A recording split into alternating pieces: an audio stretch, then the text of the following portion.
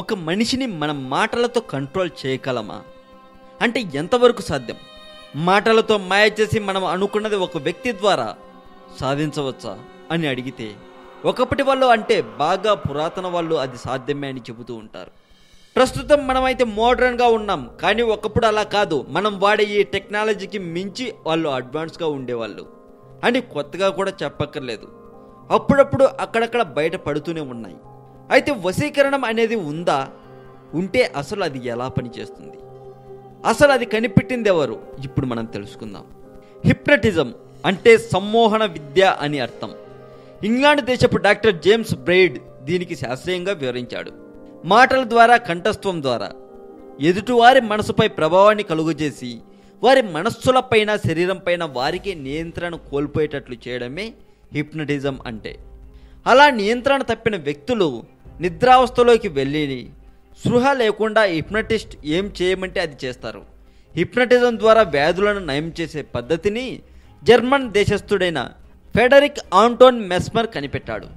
దీన్ని మెస్మరిజం అంటారు. శారీరక, మానసిక వ్యాధులను నయం చేయడానికి హిప్నోథెరపీ వాడుకలోకి వచ్చింది. డాక్టర్ ఎన్ డైలే అనే ఆంగ్లేయుడు భారతదేశంలో హిప్నటిజం వ్యాప్తికి విశేష కృషి చేశాడు.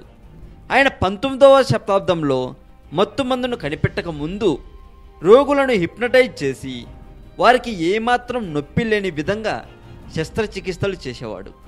ఆ పద్ధతిలో ఆయన ప్రపంచవ్యాప్తంగా దాదాపు 300 ఆపరేషన్లు నొప్పి తెలియకుండానే చేసి సంచలనం కూడా సృష్టించాడు అప్పట్లో.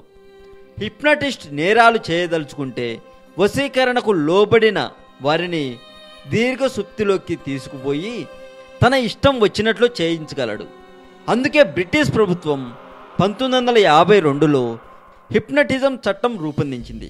దీని ప్రకారం శాస్త్రీయ ప్రయోజనాల కోసమో లేక రోగులకు వైద్యం చేయడానికో తప్ప వేరే దురుద్దేశాల కోసం హిప్నటిజాన్ని వాడకూడదు.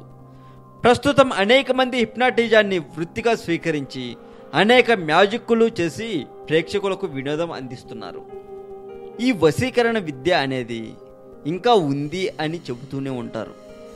ఈ వీడియో మీకు నచ్చితే లైక్ కొట్టి మీ ఫ్రెండ్స్కి ఫేస్బుక్ ద్వారా షేర్ చేయండి. మరింత ఇలాంటి సమాచారం తెలుసుకోవాలని మీకుంటే సబ్స్క్రైబ్ చేయండి తెలుగు మొంజో ఛానల్.